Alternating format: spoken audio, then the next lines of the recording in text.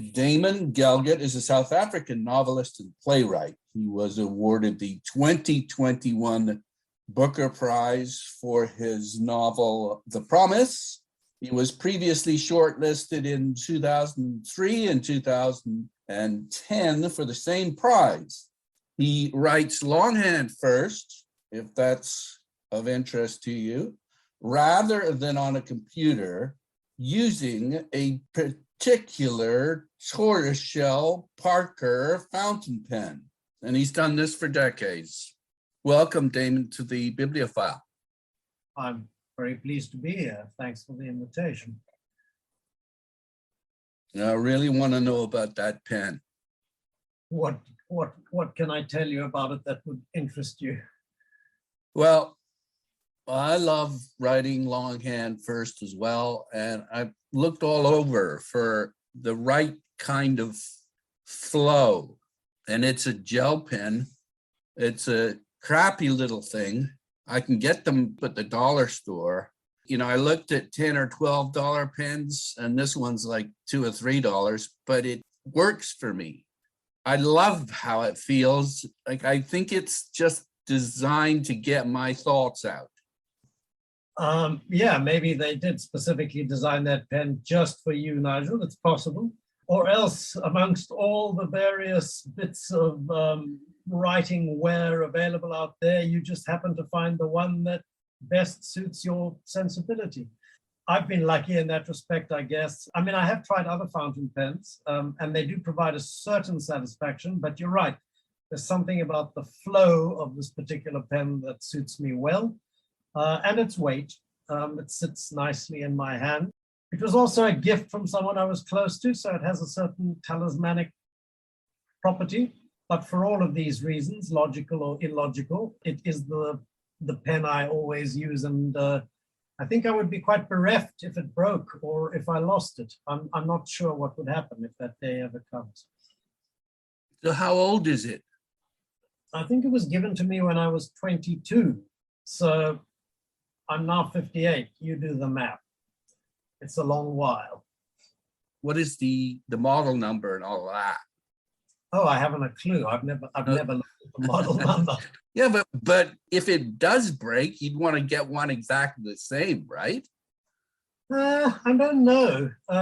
It's partly the fact that this was given to me by somebody specific. You know, replacing the model isn't going to replace that particular aspect of the pen. So I see. I'd have to rethink it. I will say I've never seen another pen like it in the last 20 years or so. So perhaps it's been discontinued, but certainly a good advertisement for Parker pens. I'm sure you'll be able to find the exact same model on eBay somewhere if you want.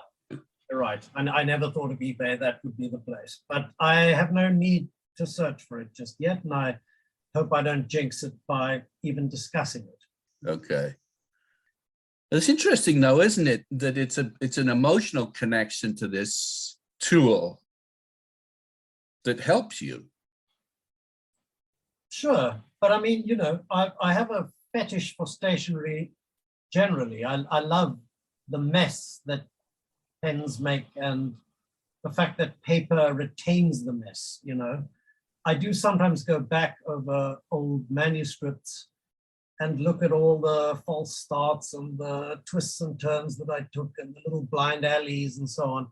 And it's kind of salutary because it does remind you that you tend to struggle with the same things every time, and that the process you go through, which always feels unique and, you know, like a struggle you've never had to deal with before, tends to be the same struggle over and over. So, you know, the computer erases all that. You have no track record of the journey you've been on. So the mess is a kind of a history, and that's pleasing. Okay, so what do you struggle with frequently then? What is it? In the writing? Yeah, you say you come up against the same struggles all the time. What are those? Well, you know, first drafts are kind of hellish for me. They always have. I battle with almost everything. I don't know the names of the characters, and that's assuming I have a clear idea of who the characters might be. I have to figure out, the plot. I have to figure out what the plot means. I mean, in essence, a first draft for me is mapping out a journey. Once you've got the map down, things become a lot more pleasurable. A first draft is a little bit, I know this is a mixed metaphor, having just called it a map, but a first draft is also a bit like mud wrestling with an invisible enemy in the dark, where you're trying to grasp at a shape, but you're just catching bits of it. So, these are not unique struggles, of course, but No. Some writers have a pretty clear idea before they embark of where it is they're going. So I guess people like that will sit with their ideas in a mental arena and pin stuff down that way. I have to actually begin writing in order to be able to focus on the questions enough for them to become meaningful. So I dread beginning a new book because I know many months of mud wrestling lie ahead. Can you talk to your unique struggles or not? Well, I mean, the trouble, I could talk in a more specific way, I guess, with the struggles that each particular book throws up. But I'm not sure that my struggles are that unique, really. I mean, I do a little bit of creative writing tuition at the local university here, and I always get a sort of a gratified look on the faces of certain students when I confess the things that I battle with, because they identify, I guess. I'm not sure that any writer has utterly unique problems, and it's always comforting to know other people are battling with the same things, more or less, somewhere. Okay, do you believe that you have to replicate reality accurately as you possibly can in order to elicit a feeling or emotional response, the kind that the reader wants? Do you think you have to replicate reality in order to prompt that or not? Well, that's a big question. I'm not sure how you replicate reality. I mean, reality is such an infinitely complex thing. You can only really gesture towards it. Maybe a better way of framing it would be to say, well, do I regard myself as a realistic writer? My understanding of reality is that it's absolutely unique and individual. In other words, all you have is your perception of reality. Now that is a different question. The real struggle with writing is to depict as accurately as possible what my perception of reality might be. But that is, an entirely inadequate representation of what reality might actually be without, me being there to perceive it. Yeah, but what's fascinating about reading is that in a way, your imagination sort of helps you to fill in the blanks. So it does turn into a kind of a reality just based on the words that you've selected and the order that you've put them in. The experience that the reader has feels like reality. So the question is, how do you do that? Well, I guess what you're trying to do is you're trying to fire up the reader's imagination in such a way that a certain version of reality springs up there. Whether it's the same one that I'm seeing when I try to describe it is another matter. I mean, you will never be able to know that. But the magical thing about writing is that with a particular conjunction of words, by creating a particular image, and actually it can be quite skimpy on the page, a chance conjunction of a particular noun and a particular adjective, it does spark an imaginative reaction. So that's the magic of it. And if I conceive what it is I'm trying to express vividly enough, at my best moments, I think I do pick the right conjunction of particular words to evoke a certain flash of flavor, color, shape that reproduces itself in somebody else's mind. And that alchemy is somewhat mysterious, but it's also at the heart of books, why I love reading and why I love writing, I guess. Yeah. there is a mystery attached to it, of course. Why does a certain pungent image have such a mental resonance that it makes a picture for somebody else, or can create the illusion of a scent or the impression of an emotion in somebody, and that can travel not only across big distances, but across time too. I mean, you read a book that was written 300 years ago and it can spark an emotional response in you. It is mysterious and probably should stay mysterious, but it's the reason most of us love words and books. Yeah, I think what you're trying to do is you're trying to trigger something in us. Reading a sentence is going to trigger memories and emotions, and that then sort of need to be imagined in an image. It's like you're prodding this process. Well, sure. I'm not sure that most writers battle with this particular question, but it's something I've always bumped my head up against. And that's the sense that writing fiction is actually indulging in lying. In other words, you're making up people, conversations, and events that actually don't exist, never existed, but you're trying to convey them so persuasively that other people believe they're true. And in fact, the standard by which writing is judged is precisely how convincingly you tell that lie.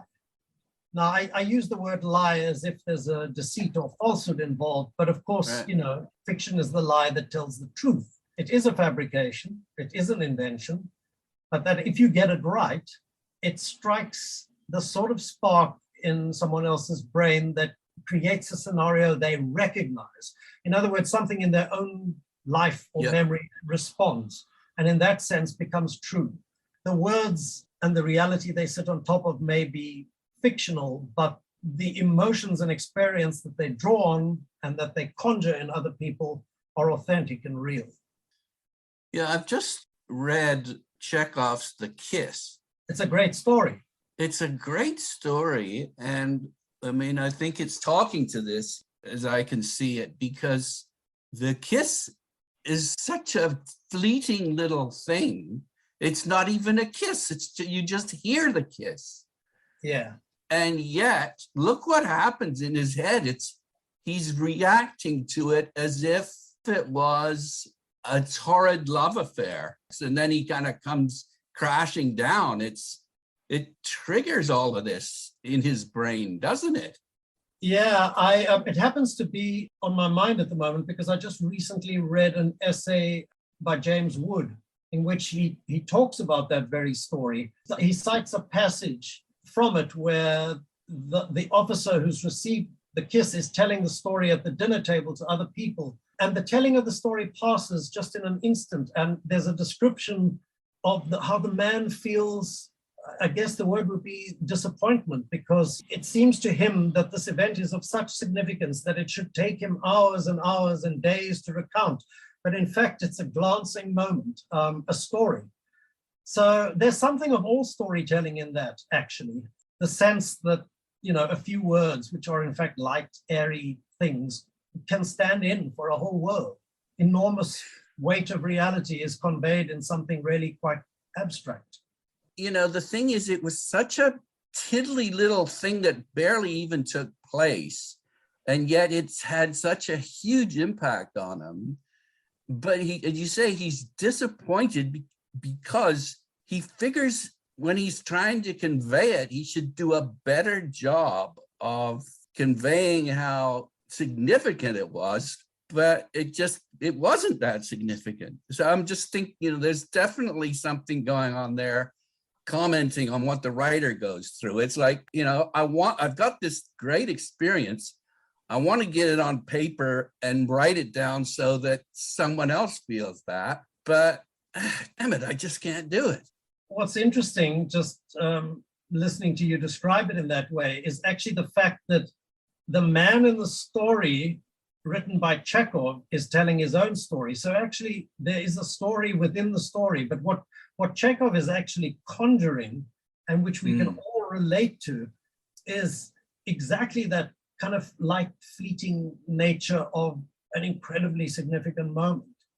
none of us were there in Russia at that particular time. I mean, it's gone, it's past. And yet, even in contemporary terms, all of us know what it feels like to have a yearning for something and to have the yearning just briefly for a second come true and disappear. And of course, that feels enormous. It can do, especially if your yearning is very deep.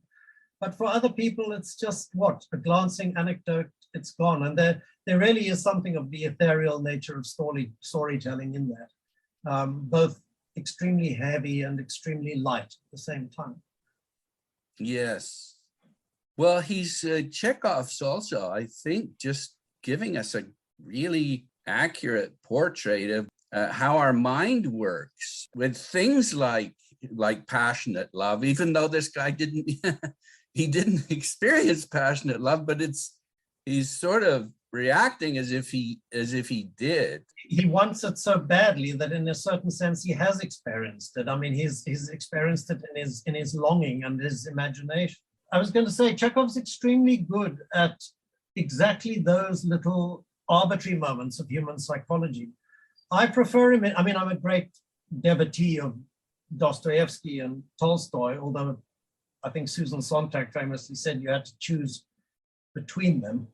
I find myself equally devoted to both, but in fact, I think I might choose Chekhov above both of them, in the sense that they are, measuring up to huge, profound themes about human life, very important. Whereas Chekhov's field of play is really the everyday, the inconsequential, the arbitrary, which quite honestly is where most of us live our lives.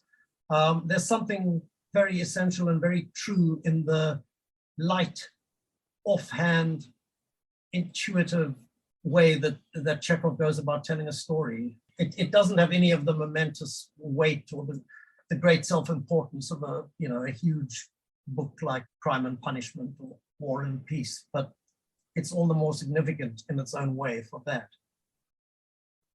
Yeah, I guess it speaks to sort of kind of the mundane, everyday.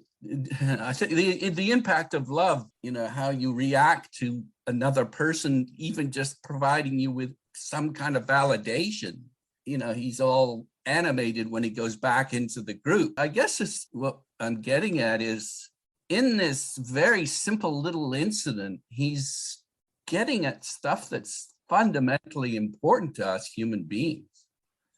Yeah, exactly. I mean, I think almost everyone can relate to what you call the everyday emotions of a Chekhov story. Not everyone can relate to the great metaphysical wrestlings that Dostoevsky gets into, or the great search for meaning that underpinned Tolstoy's life. I mean, of course, those are questions for most human beings too, but on the day-to-day level, most of us are just preoccupied with being alive and being human. And yearning for attention or love or...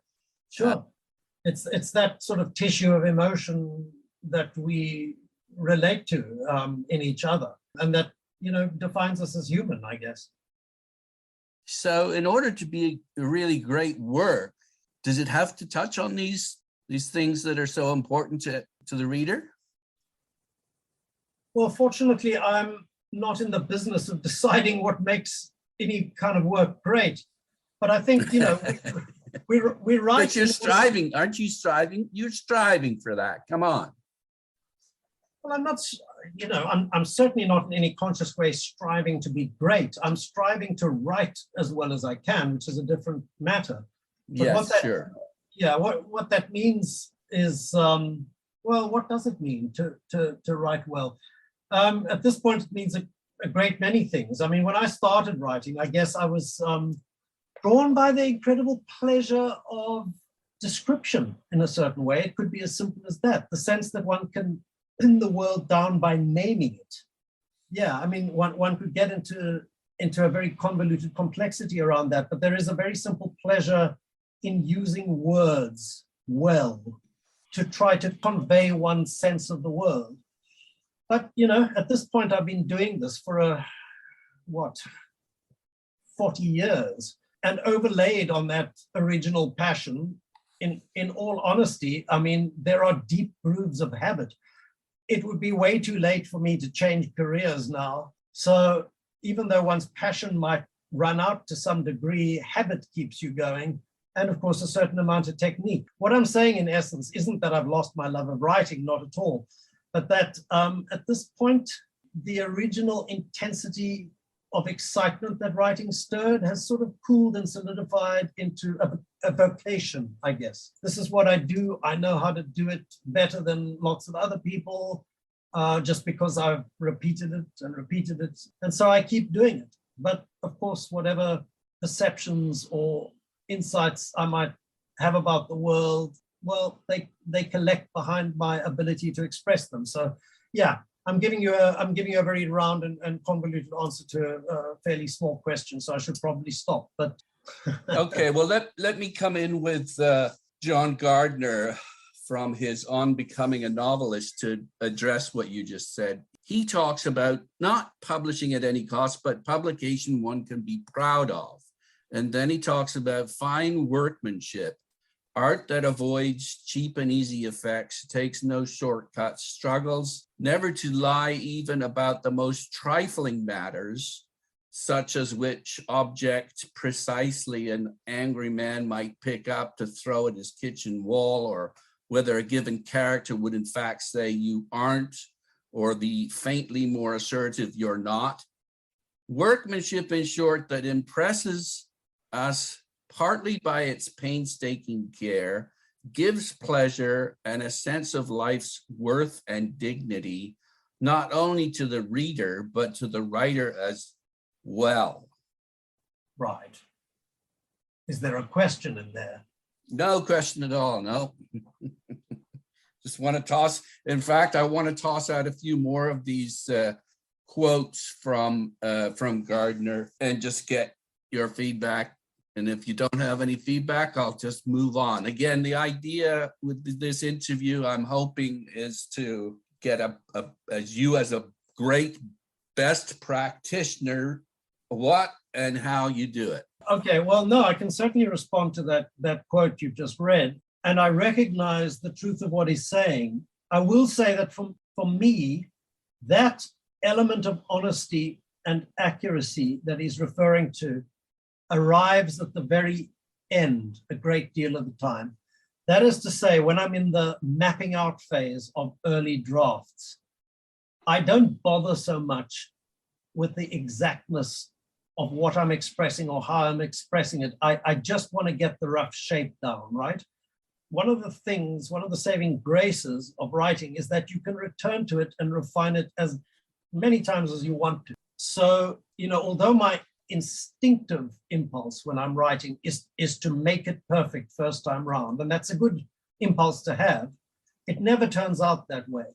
But it's really in the very, very final stages where you've got the shape of it and you're looking, you start to look at it on a far more microscopic level. In other words, sentence by sentence, and it's then that it starts to matter. Is that phrase accurate? Is that word the correct word at that particular time? And that process of refinement provides a great deal of pleasure, because there is pleasure, as I said earlier, in being able to name the word, to describe it, and to feel that the word you found for what it is you're trying to say is the exact right word. There's a sense of a small internal click almost, as something snaps into place. But those pleasures come, to me anyway, at the very end of the process. There may be people, who need that accuracy and honesty right from the outset, but I don't think I'd be able to get out of the starting blocks if I was tied up with those notions right from the outset. I start with the large picture and I eventually arrive at the truth of the small one. And that process has always been the same for me. Just to pick up on that, this is what Gardner talks about. He talks about the requirement of this continuous dream that you're trying to create in the mind of the reader, and the necessity that it be vivid, not cloudy or confusing, which is ultimately annoying. if the dream is to be continuous, we must not be roughly jerked from the dream back to the words on the page by language that is distracting. So maybe you choosing the right word means it's not bringing any attention to itself.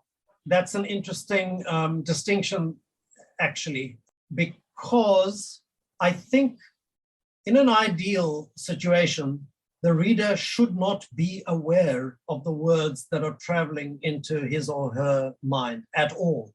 The words should be conjuring a version of the world for them, which, so to speak, they're observing and hearing in front of them. The wrong word, as John Gardner, I think, correctly says, the wrong word will knock you out of that sense of being an observer back into the sense of being a reader, where you're aware of the artificiality of what it is you're taking in. You're aware of the language and not of the word, and not of the world that the language is opening up. So yeah, I wholly agree with that. And yet, ideally, what you want is both. I mean, you want to be caught up in that world, but, and he points to the word fanatic may love certain very special, highly intellectual novelists like Stendhal and Flaubert. But I love those authors because of the beautiful phrasing that they use and the apt pulling those lines out and then just savoring those, as well as then going back into the dream. I mean, you want both without screwing up the other. How do you do them both at the same time?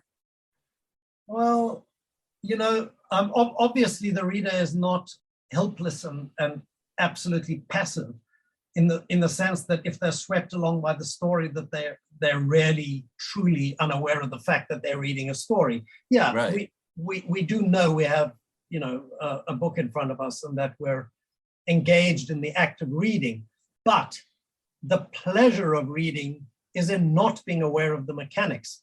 For you or me and for a great many other people, once you've experienced it on that level, there is a second level of pleasure in examining the mechanics and how the hell did this person make this work? I mean, yeah, you can be in it and out of it at the same time. I frequently read a paragraph and I'm moved, astounded. And then part of me wants to know, how did this writer move and astound me in this way? That's when I become slightly detached and zoom out, as it were, and try to look at the mechanics of it. I think that's what would differentiate you as a writer from me as a reader. I savor those beautiful phrases and I'll write them down in my commonplace book. And I also revel in this beautiful world that's being created for me together with the author. But as far as sort of sitting down and saying, now, how did you do that? That's just too difficult for me. That's why I'm interviewing you right now. Well, the trouble is, I think you would have a more accurate notion a lot of the time than I would, which is to say that I think writers work off a sort of instinct, I think, a great deal of the time. Right. You know, if you had to break it down and analyze all the mechanical components and so on, that would be a very dry and arid way of creating a piece of work. You've got to be, it's your imagination, and you've got to be working in a kind of a fever, which doesn't take away from the fact that there is, of course, a mechanical process at work, and some detached part of your brain is finding the right phrase and finding the rhythm of the sentence and making sure that it feels like it has the right heft and shape and all of that. The aesthetics of it matter, but the aesthetics of it matter only insofar as it makes it pleasurable for the reader and conveys what it is you want to convey. If you're writing purely to kind of impress someone with your pyrotechnics, all they're going to notice is your style. They're not going to be taking in anything beyond that. No.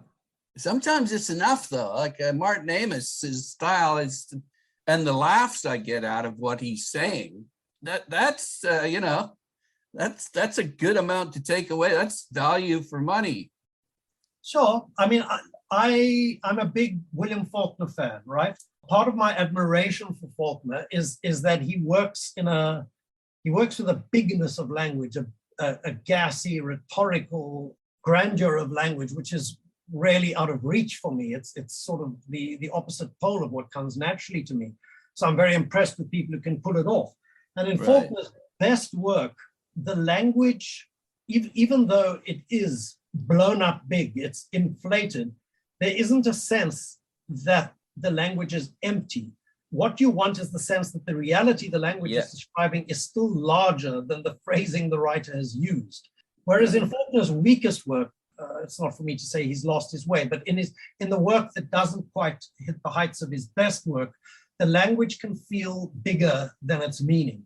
In other words, it becomes rhetorical.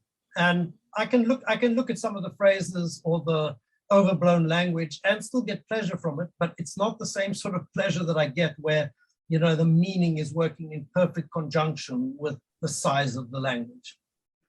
I guess I need to go back to Faulkner, because The Sound and the Fury, I just felt like I was in a fever. I had a fever when I was reading it, like an unpleasant fever. I didn't like it, but so many writers admire his work. Not everyone. My friend Edmund White dislikes Faulkner intensely and says that all his writing feels drunk to him. And I understand exactly what he means. There is a drunken quality to the writing. That's exactly what I get, is this sense that I'm in some kind of screwed up, fever-filled mind. Well, not every book's for everybody, I guess, and maybe Sound and the Fury isn't for you. I'll defend it to my dying day. I think it's very good. Okay, now I'm the common reader. Here's what Gardner says about it. The common reader demands some reason to keep turning the pages. Two things can keep the common reader going: argument or story. Both are always involved, however subtly, in good fiction. Yeah, I mean, that's probably indisputable, but I would have widened the net a little bit. Good story, meaning action, does hold people's attention, and just on the level of, you know, wanting to know what happens next. So a good story creates that sort of vacuum of expectation, which, you know, the novelist will then fill. What was his other category? Please remind me. Argument. It was argument. Yeah. Yeah. Well, you know, conflict is the raw material of fiction. So, you know, as Tolstoy said, all happy families are alike, whereas, you know, unhappy families are unhappy in their own way. In other words, I take that as a sign that conflict makes situations and characters distinctive and interesting. Yeah. And your attention is held until the conflict is resolved. So I have no argument with that claim by John Gardner, but I would say that, you know, those are not the only elements that keep you held by a piece of fiction. Strength of language, beauty of language can do it too. You know, and not only that, but a certain clarity of vision, if I can put it like that.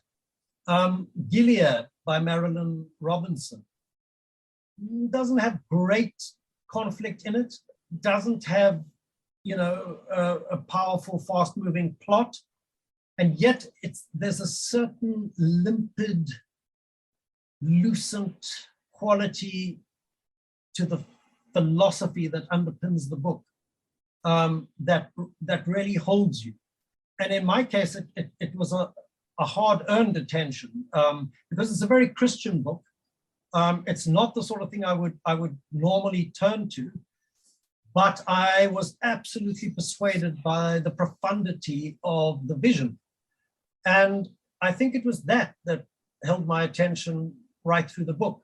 I mean, yeah, also beauty of language, although she's not using flashy language at all, but she's using exactly the right balance of language for what it is she's trying to say. So there's a certain harmonious balance between the philosophy and the expression, and that also can carry you along. So to my mind, John Gardner's description is a bit self-limiting. I think there are more aspects to writing that might hold you than those he's put forward. Okay, so how do you match the language to your philosophy then? I mean, I know, of course, you want to match the language to the character and give them the right kind of tones and things to say to make them realistic or believable or convincing. But how do you then match your language to, do you want to convey a philosophy with your work? No, not in the sense of a coherent philosophy like that in Marilyn Robinson's work. I don't think my worldview is necessarily that coherent in itself. But when I say that a first draft for me is a struggle in every way, the most significant part of the struggle is in finding out for myself why I'm drawn to this particular story.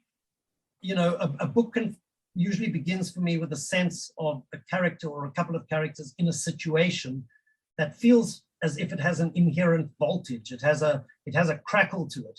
And the writing of the book is working out where that crackle can take you. So, you know, what the implied potential of that situation is. In fact, this is Gardner here. Getting down one's exact meaning helps one to discover what one means. Exactly. I mean, in a certain sense, you're writing the book in order to find out why you've been driven to write this book. That answer to that question might be the last thing you find out in the writing of the book, in fact. But you do need to clarify that for yourself at some point down the line. Why have I been drawn to this? What has pushed me back and back and back to this same scenario day after day for however many years it's taken me to write the book? You, in some sense, the unconscious has to become conscious, and you need to define for yourself, that is why, that is what has compelled me to write this book. And when you've done that, it becomes a whole lot easier to pull all the loose alignments into one direction. So the clarity of language really, again, comes at the end, where you begin to strip away all the superfluous bits, you refine. What you're doing is you're putting the book together around the basis of a particular principle, and that principle is what has driven you to write the book in the first place. So I'm sorry if that sounds a bit fuzzy. It's not fuzzy in my mind. I'm just going to throw in again from John here. He says, the shock of joy we experience when the right choice of words made us grasp the idea that had until that instant teased and eluded us. Right, exactly right. He's put it better than I have, and far more clearly. Again, it's that sense of an internal click when the meaning and the mode of expression come together in a way that, you know, fits exactly right. Yes, and you know, I guess the other thing that's so good is once you've heard that click, you've selected the right detail, and here he is again. The writer subtly suggests others. The telling detail tells us more than it says. The reader. So you've chosen a detail that tells me when I'm reading it, tells me more than what you've just put on the page.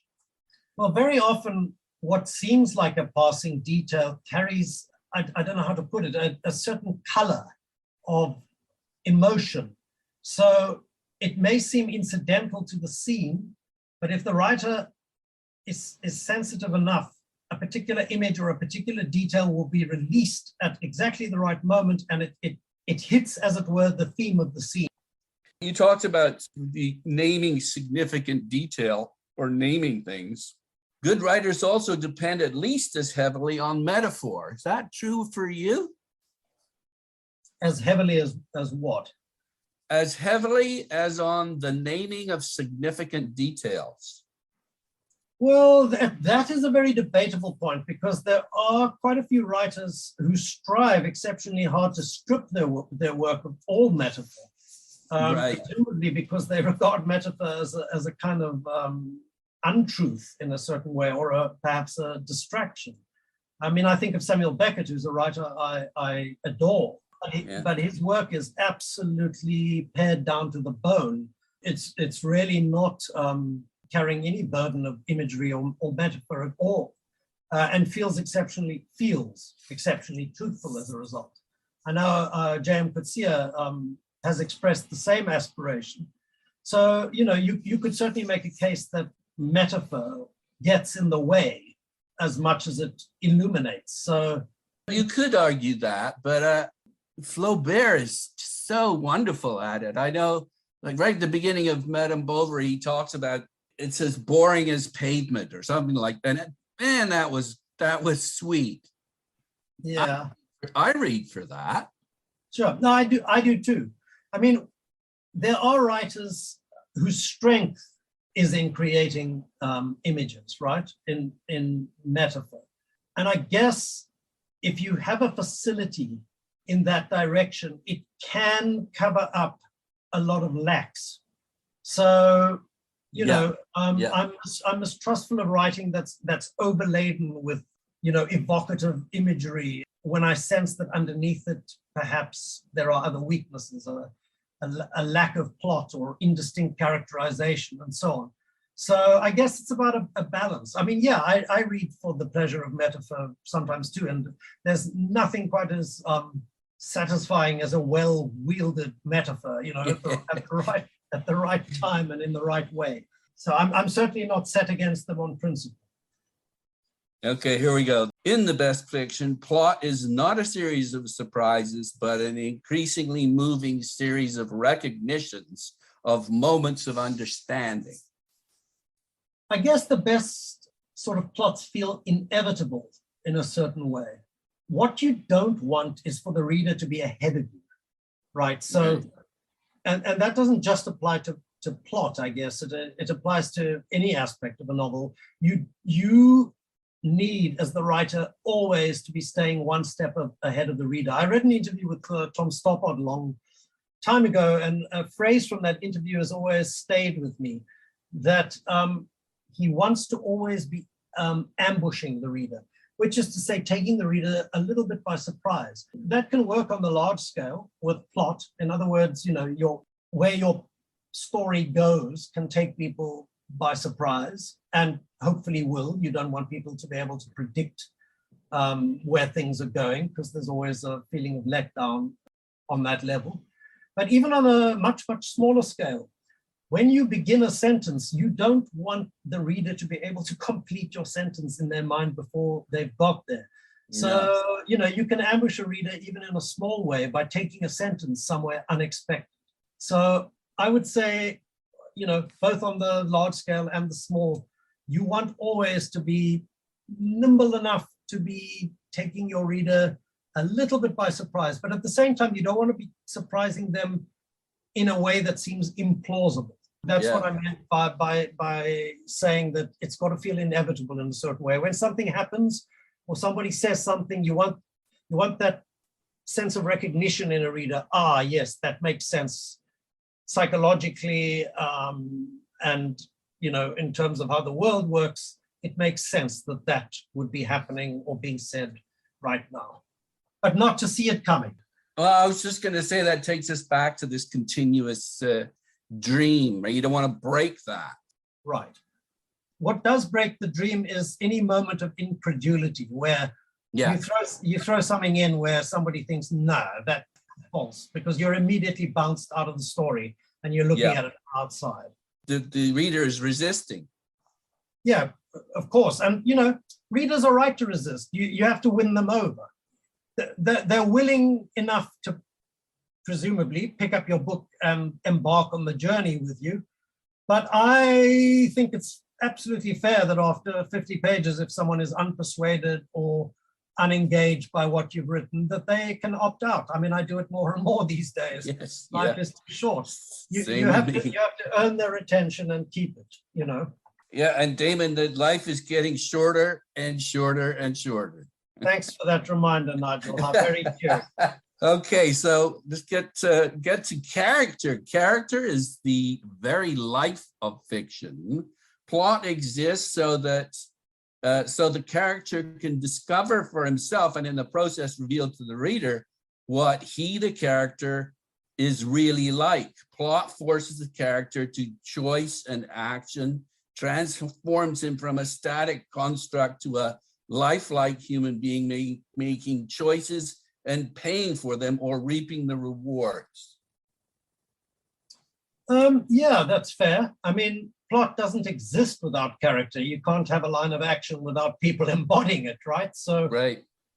Yeah, and how do we judge character? I mean, in life as well as in books, you judge it by people's actions, I guess, and their motives in carrying out those actions. So, you see, character is a bit of a slippery concept because, you know, if you start looking at it too closely, you get into a whole Buddhist realm of inconstancy and the fact that our natures are, you know, shifting all the time. In a certain sense, you're catching at something that's like a piece of smoke on the air, but you have to make the smoke seem substantial in the same way that we feel people we know are substantial, or our own flickering inner lives are substantial, even though they're shifting and changing all the time. And the best way to pin character down again is through moments of behavior or action.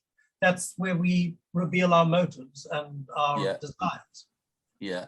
I was at drama school a long time ago, and one thing that we learned early on is that people always want something. When actors talk in that cliched way about what is my motivation, that's essentially what's being asked. What do I want at any moment? But it's true, we all do. One moment it might be, you know, a cup of coffee, or, you know, you might want world fame, but we're always after something. It's what we do to satisfy our wants that sets plots in motion, I guess. Yeah, that relates to theme. You know, theme basically, he says, is a elevated critical language for what the character's main problem is. The problem is either that you lack something. Problem is that, well, something's wrong and you want to fix it. Well, plots generally revolve, I think, around the sense of some sort of rupture.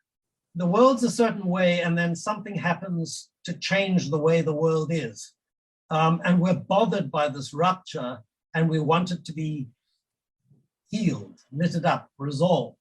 And what holds your attention through the unfolding of a plot is the sense that this rupture in the world is, in whatever way, being stitched up or turned into something else. So yeah, I'd go with that. I mean, I have quite complicated ideas around resolutions in plots. I mean, I have this belief, which, you know, may be misguided, that novels evolved as a form of diversion for the middle classes, and as such are meant to reflect middle class values back to readers. To try and control their behavior, or? No. Books offer comfort and consolation to most people. In other words, there's a rupture in the world, but that ultimately the rupture will be sorted, and that in some way people... But Chekhov doesn't do that at all. No, allow me to unfold my argument, and I'll sorry. get to that. That's fine. Okay. You know, at its broadest and crassest, that bad people will be punished and good people will be rewarded. Very good. And a lot of people read with simply these satisfactions in mind. They want the consolation a book like that will provide. They want justice. Well, sure, we all do, but, you know, does it exist in the real world? That's the question, because the real world seems to me to be made of ruptures that are frequently never healed, not even understood. Bad people are frequently unpunished. Good people are not rewarded.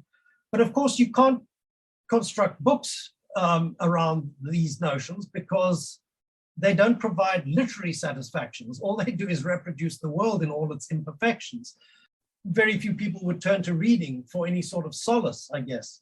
But I think as the tradition has deepened, people have seen ways, I mean, serious artists have seen ways to push the form closer to the way the real world works.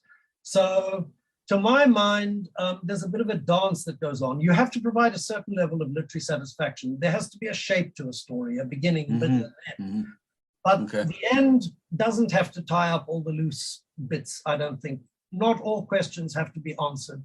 And if you can successfully create a sense of mystery at the heart of your story, while still retaining the satisfactions of a well-shaped book, I think you've come as close as you probably can to depicting how reality actually works. Because, you know, to my mind, the real world does not behave with the clear edges or the consoling solutions that a book does. You didn't ask about that, but I'm offering you these thoughts for free. Well, just to get back briefly to the kiss, he's looking at the fast flowing river at the end, thinking this shit doesn't make any sense. It's right, and it definitely doesn't wrap anything up. It gets us thinking in a way that's I think very satisfying. I would absolutely agree, but I mean, Chekhov was a great artist, and his greatness in part resides in exactly that he gives you the sense that what he's putting in front of you is very close to real life in its lack of resolution, in its sort of melancholic absence of answer, and yet he provides the satisfaction of a well-shaped story. So he's a good example. I mean, Tolstoy famously was kind of mystified by Chekhov's stories. You know, he said, "Oh, well, his plays, I think, in particular." So, well, you know, where does all this get you? You move from the sofa, you know, to the water closet, back to the sofa. But that's how life is, right? It's not the grand sweep of history for most of us. It's these small domestic movements that don't provide any particular resolutions or answers. Yeah, what's so great about Tolstoy is that he makes those kind of boring little movements really intriguing, because they stimulate the kind of questions that we're always asking ourselves anyway. You mean Chekhov or Chekhov? Yeah. Yeah. You said Tolstoy. That's so. Oh, did I? Okay. Yeah. I meant. Yeah. Exactly. I mean, there is a feeling of I don't know how to put it, but that Chekhov throws a whole bunch of people, absolutely recognizable personalities, into, you know, settings that we can all relate to. But there is also a sense of mystery in Chekhov, which may come down to the feeling that all of this human activity, which seems to have, you know, so much intense emotion attached to it, it's mysterious in its incredible lightness and incompleteness. So it's those very qualities that make him profound, because we can all relate to that. None of us feel we have answers to anything, or that our lives are big metaphysical extravaganzas in the way that, you know, that Dostoevsky's characters live their lives. I mean, Dostoevsky was pretty intense. Maybe his life did feel to him like a metaphysical ride, but my life to me feels far more, you know, arbitrary, offhand, and incomplete in the way of a Chekhov character, frankly. Yeah. Yeah.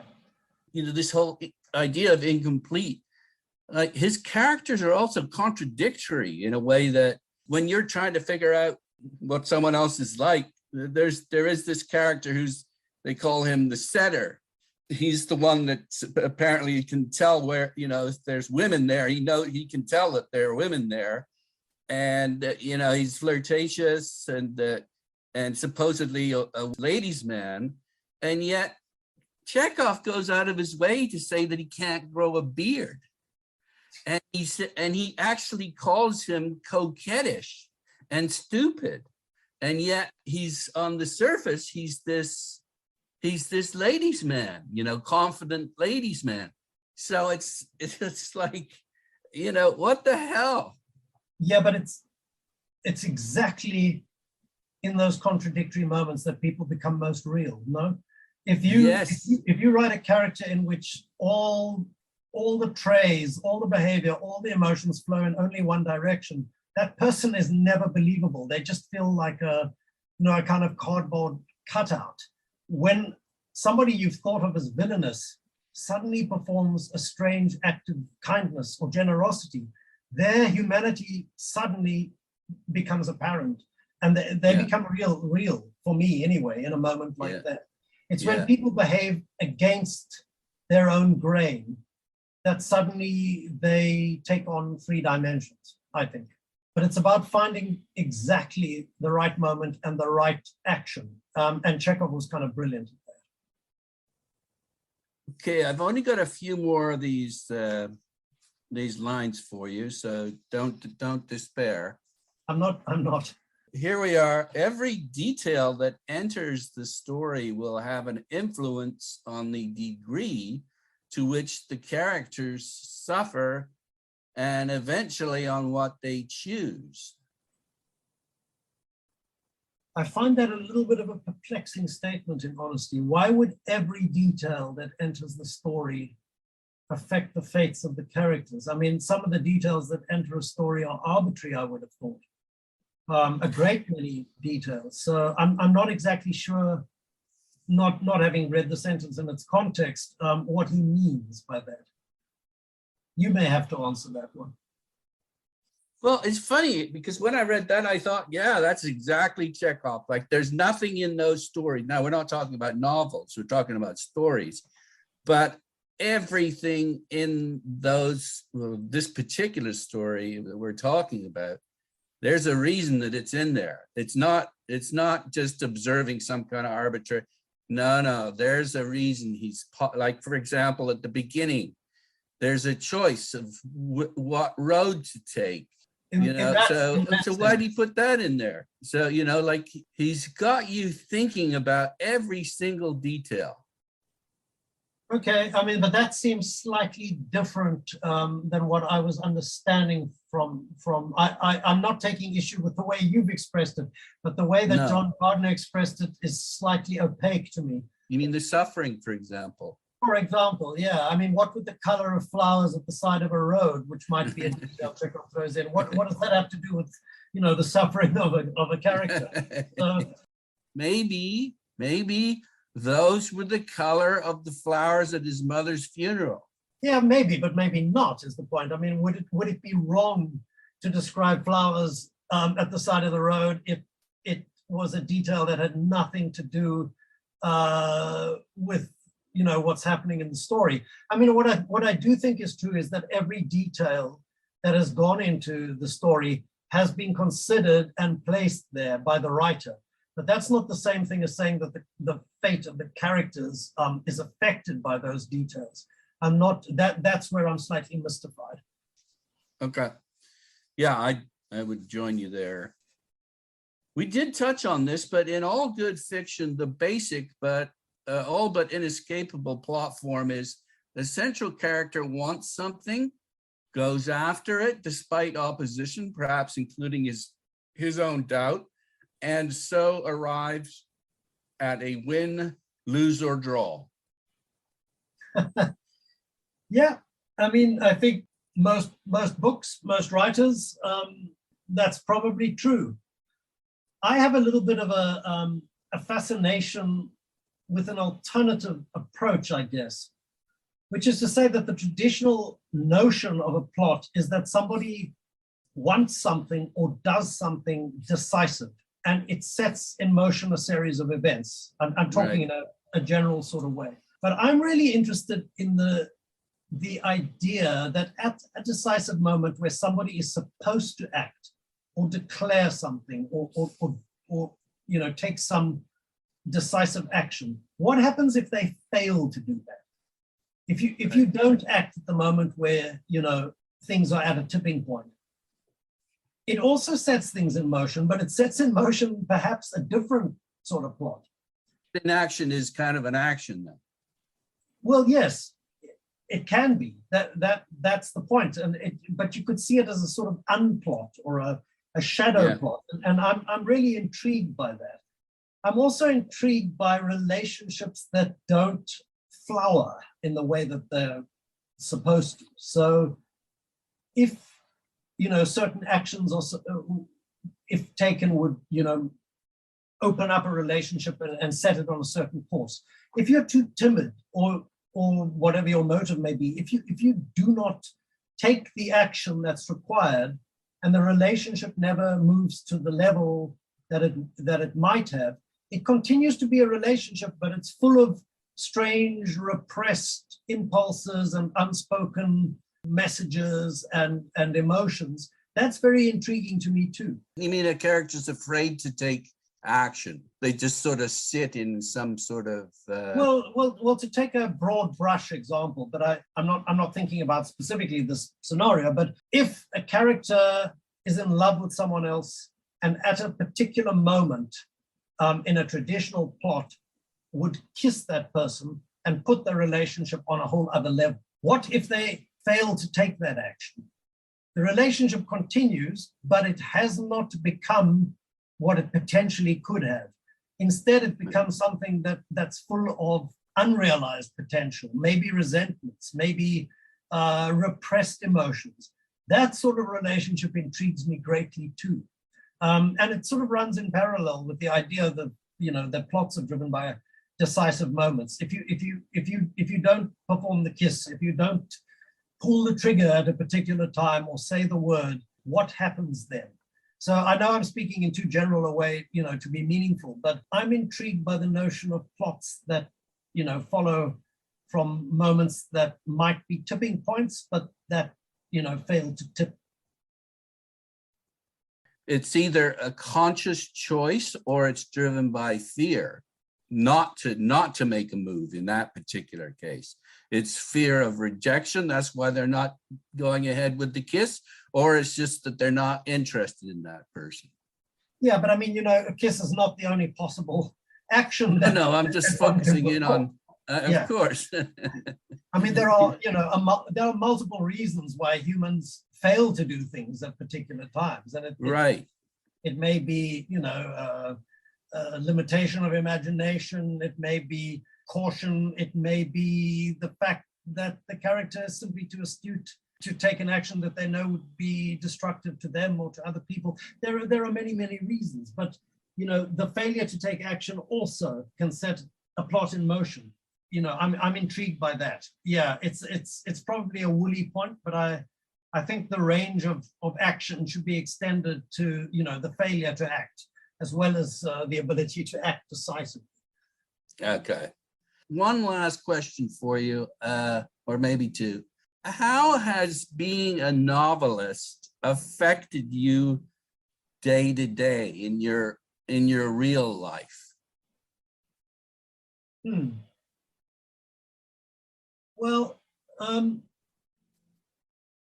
to be a writer, I think in a certain sense, you have to be a kind of a spy. You're always holding part of yourself back in order to observe or eavesdrop on situations. So I guess it's made me more of a quiet bystander than I might otherwise have been. Somebody who's intrigued in what's going on around them without necessarily wanting to take part in it. But you could argue that, those traits are true of me and that the writing followed on rather than the other way around.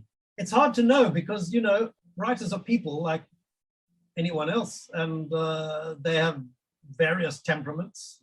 I'm just talking about you particularly. Like, do you notice what a flower looks like, perhaps? Like, do you spend time doing that, or do you? It seems to me, for example, someone like Stendhal went out there and fell in love a million times and got, he kind of experienced a bunch of things and had a rich life full of experience that he then wrote about. Yeah, I mean, no one could say that Hemingway was interested in being a passive bystander. So it's probably truer of me than it is of other people. Yeah, how's it informed your life? Oddly enough, I don't think it's a question I've ever considered. I suppose part of my brain is always preoccupied with how I might capture a particular moment with language. So yeah, I do consciously wonder from time to time about how I would describe something if I see it happening? How would you conjure that particular thing?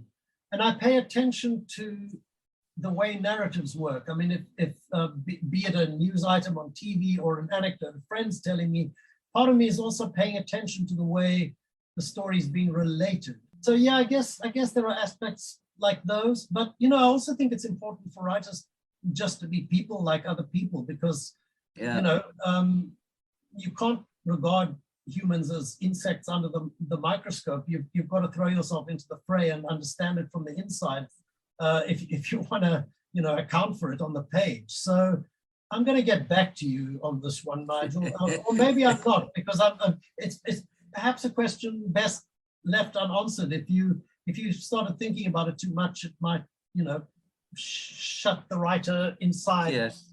Out. Yes. I wouldn't want to do that. Well, just from my own experience, I like to have a fun experience getting out, traveling, meeting interesting people and interviewing them, and then recounting that experience. It's almost like I'm reliving my fun experiences writing. Do you get anything like that out of it? Like, do you feel like you're reliving your life? Yeah, and I mean, I think it relates to what I said earlier about the pleasure of naming things. The lived experience is raw, chaotic, unprocessed, but there's a great feeling of pleasure in being able to transform a lived experience into a described one. So yeah, there is that, the feeling of containing what is otherwise, mercurial and borderless, of giving it an edge, a shape, a definition. It's an artificial process, but it's a pleasing one. The pleasure of it accounts for why so many of us like to do it. There's no other reason really to turn language, to turn the world into language. Well, let me say, leading up to our conversation, I relived, we spent several hours together at your place in Cape Town, and it was just pleasurable to think back on that experience before having this one. So thank you for this one. It's been great to talk to you again. Thanks, Nigel. I appreciated the conversation. I'm glad we could reconnect after an interval of a few years. I hope we get to repeat the pleasure in person one day, but maybe not just yet. Well, I'll let you sign off, okay? How would you like to sign off? Who am I addressing? The most important people in the book world, all around the world. Well, I don't have any grand statement with which to bid people farewell, but if anybody has been interested enough in me or in books or in you to sit through this conversation, thanks for your time. It's always valued. I mean, time in a certain sense is what writers are after. It takes a long time to write a book, but you're asking time of your readers too, to invest the number of hours required to immerse themselves in what you've created. So, it's not a small thing to ask of people. So I hope whatever people have got out of this conversation has been reward enough. It's been a pleasure to talk to you, and I hope some of that pleasure conveys to the people who are listening. Very good. Thanks again so much, Damon. Thanks, Nigel. Bye for now. Bye-bye.